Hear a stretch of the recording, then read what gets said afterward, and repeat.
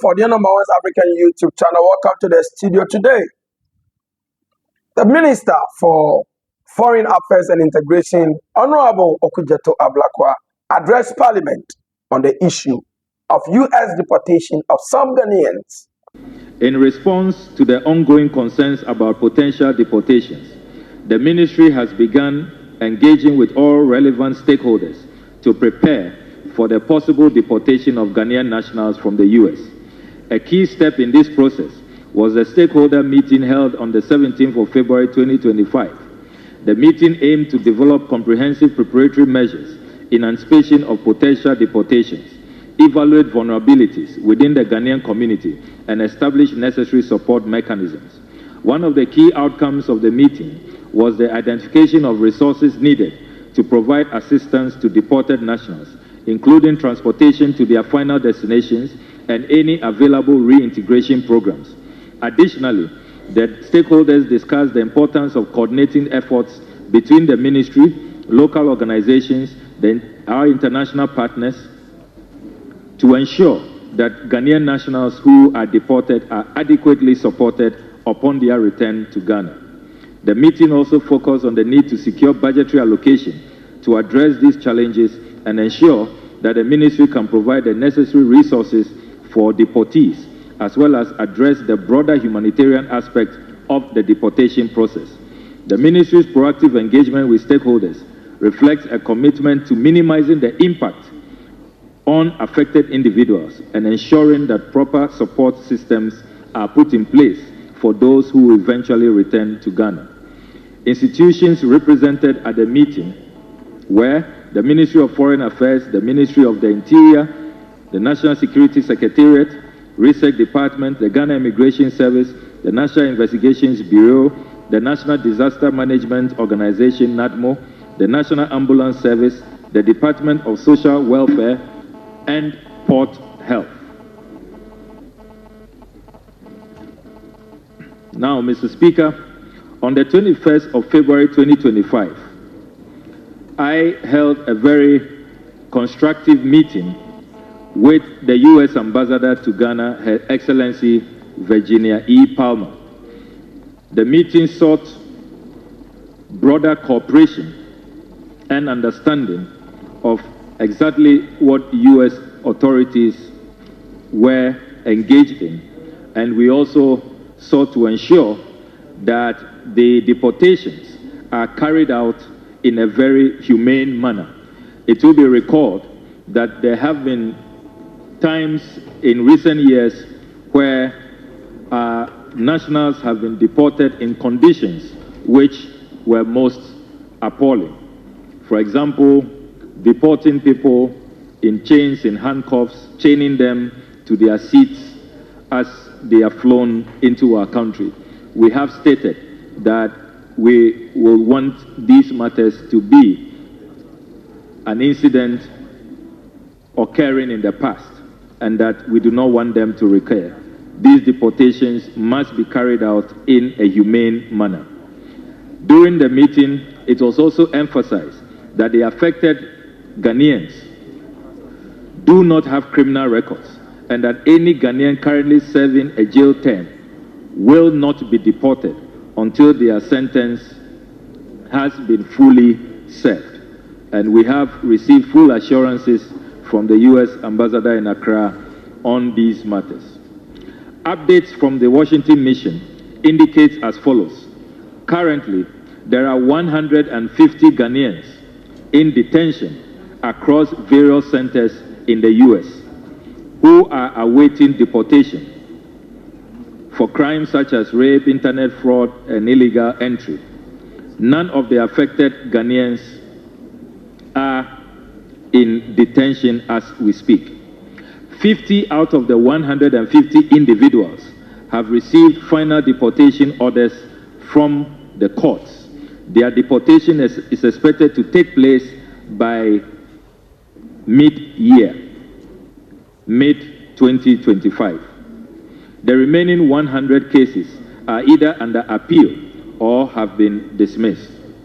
Representations have been made to U.S. authorities on behalf of one Ghanaian on the grounds of ill health, and he has been released to seek medical care.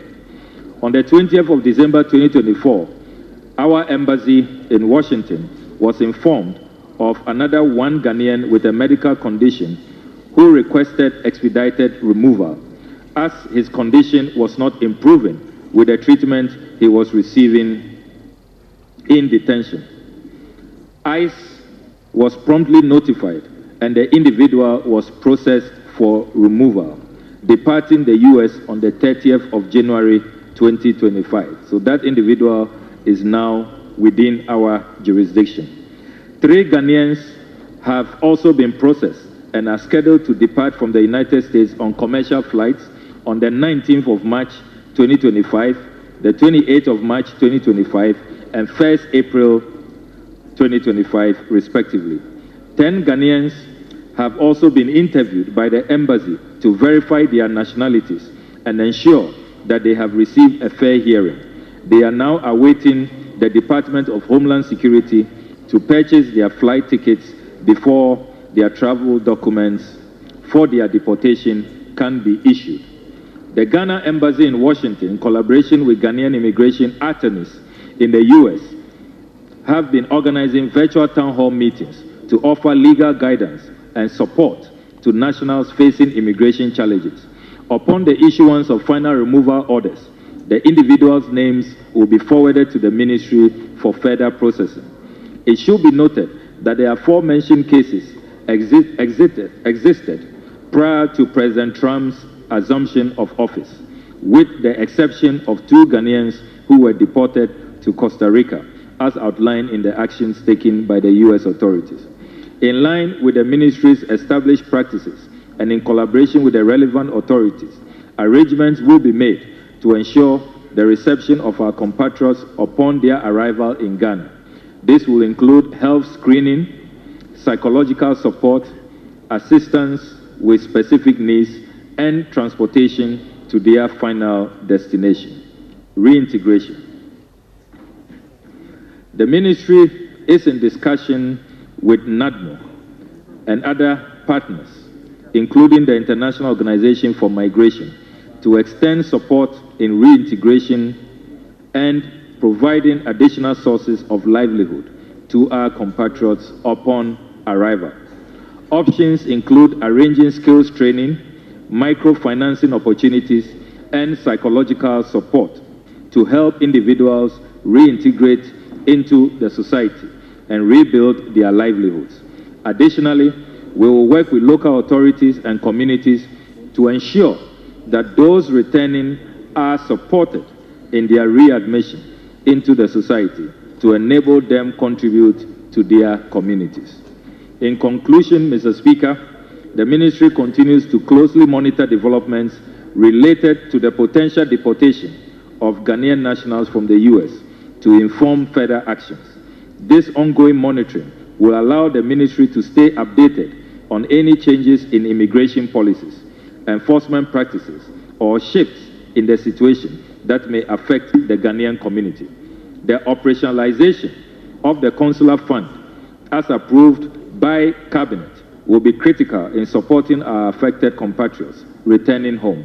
It is anticipated that the ministry's budget, which is before this August House and awaiting approval, will receive your kind approval of the $2 million we have allocated to operationalize the consular fund.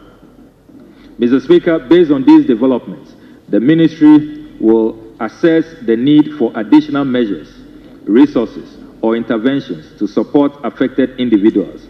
By staying proactive and responsive, the ministry aims to ensure that Ghanaian nationals are well supported throughout this process, whether through legal assistance, reintegration programs, or other necessary forms of aid. Further actions will be determined in coordination with all stakeholders. But the message we want to send to our compatriots very clearly is that they are not alone in these difficult times. Their government and the people in Parliament will make sure that their needs, their consular needs, are supported. And Mr. Speaker, we'll continue to do all we can to make sure that we are with them throughout these processes until they arrive and they are fully reintegrated in our communities. This is an update on the situation involving the deportation, the potential deportation of some 150 Ghanaians from the United States of America. Reasons why President Donald Trump is actually deporting some citizens. People who have entered into the United States unlawfully, people who have certain legal cases on their head, people who have overstayed their visas. But on some concerns that some parliamentarians shared, a woman I listened to in the video, who is also a parliamentarian, who spoke so well and lined out certain key points that I think humanitarian grounds on humanitarianly should be considered a little bit. Because this is what it means when they say someone is being deported or someone is being caught for deportation. Before we go into that, let's watch what the woman said. We know that the United States of America has long been a beacon of hope to a lot of people across all over the world, Ghana included. So we do have a lot of Ghanaians over there. Some may have overstayed their visa, gone through other means, which is why they're being deported. But one thing for sure is, and I'm sure the minister who probably has done the research will agree, if you do a profile of the Ghanaians who are being deported, probably they don't have criminal records. If you have maybe one or two, maybe traffic tickets or something, but a large number of them, you find that they don't have criminal records. They're there, they're living there responsibly, they work, and they're basically abiding people over there, but for their visa overstay and their immigration problem. So I'm glad to hear that the minister said he's basically negotiated with the United States to not have them be brought over in handcuffs, because they're not prisoners, and they're not prisoners of war, and they're certainly not slaves to be brought back in shackles. So I'm really glad to hear that. Another important thing that I'd like some clarification on is reintegration, because reintegration is extremely, extremely important and critical for the Ghanaian deportees coming back. Most of them have left Ghana for years, probably decades, and they may not even know their way around Accra. Accra has changed. If they've not been here, which they haven't, because there's no way, they didn't have their papers over there, they wouldn't have been able to travel back to Ghana for years. So they will even be lost in Accra, let alone find their way to their village or their hometown. Secondly, this is very traumatic. It's a devastating experience for each one of them, and I can't even imagine what it's like for the children who are involved. So we really must have reintegration action. Aside from the long term, we must have a long-term reintegration strategy, because it's not just going to be 150. Trust me, with the way Trump is going, it's not going to be just 150 who are going to be deported. There are probably going to be thousands of people who are going to be deported. So I would urge the Minister of Foreign Affairs to have a long-term reintegration strategy. And then I also heard he mentioned, I think, IOM, that normally supports reintegration. However, with a string of orders that President Trump signed right after he got into office, which was one of the mass deportations in the history of America. Secondly was funding cuts. The IOM has been cut deeply, deeply. Because I know that even they're actually laying off about 5,000 workers, and there'll be more. So I know that the IOM funding in Ghana has probably been hit as well. So we need to find that, because normally I believe that they would have supported the reintegration.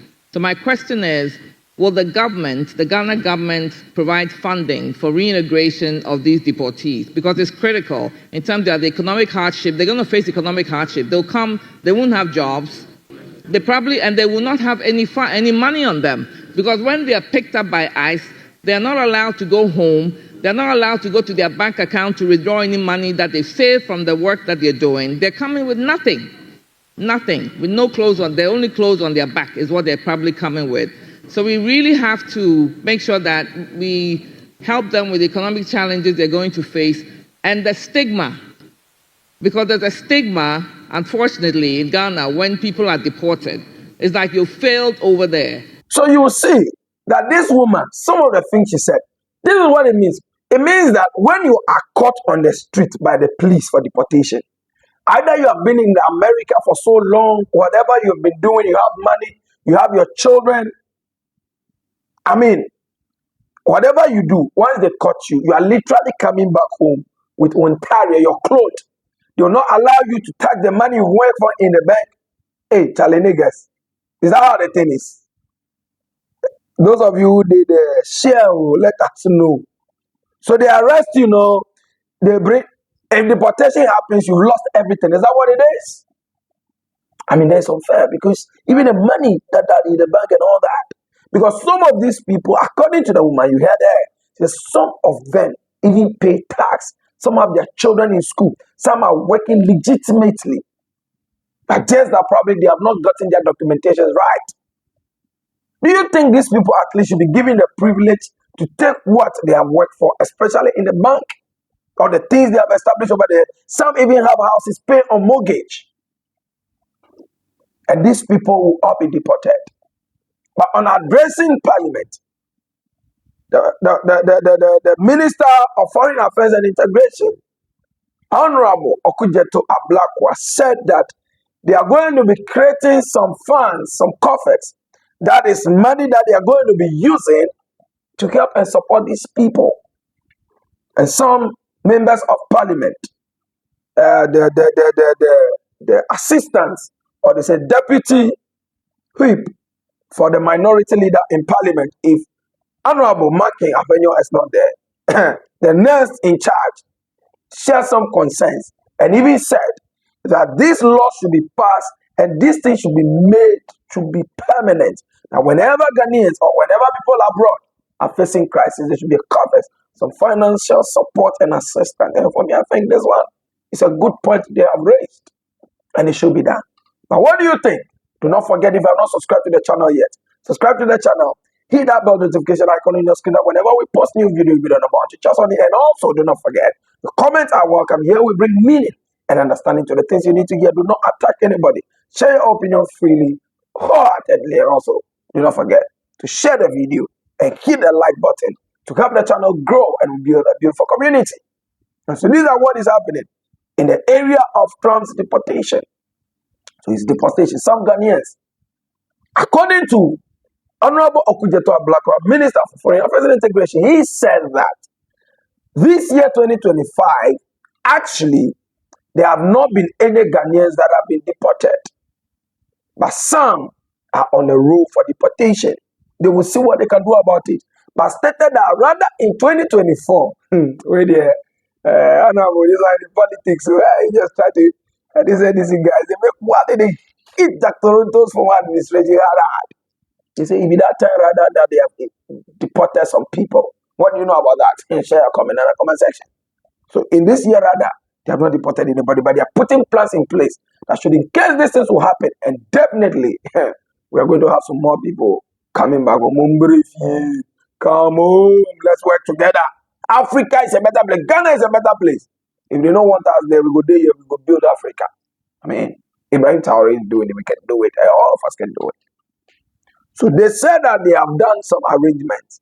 So for those of you who are coming, I don't know how effective this is going to be, but this is a short update in the area of deportation that the minister has brought for us, to our notice. He's doing so well. And on other news, or on other matters also in Parliament, he also spoke about how they have reduced the Ghanaian passport, from 550 or 500 Ghana cedis also to 350 and 300 Ghana cedis. Oh, right, yeah. 300 Ghana cedis or 350 Ghana cedis. And I think it will create more room for people to hold passports. And he says that they're going to even be, putting in place some courier delivery service where passport office will be working 24/7. You don't have to go there, queue in a long queue. Whilst you are doing something, they'll just deliver your passport to you, and you're going to be working 24/7. So for me, I want to suggest, not that you will go to passport office at midnight because it's running 24/7. No. It means that even after the daily administrative works at night, staff will be working, printing passports, getting them ready to be delivered. Because maybe before, I know you people, you Ghanaians, you go talk at night, security, this, that. My people, it means that they'll be running shifts, so the printing press will be working. more passports will be printed, more people. So some parliamentarians was like, is this not going to cause financial loss to the country?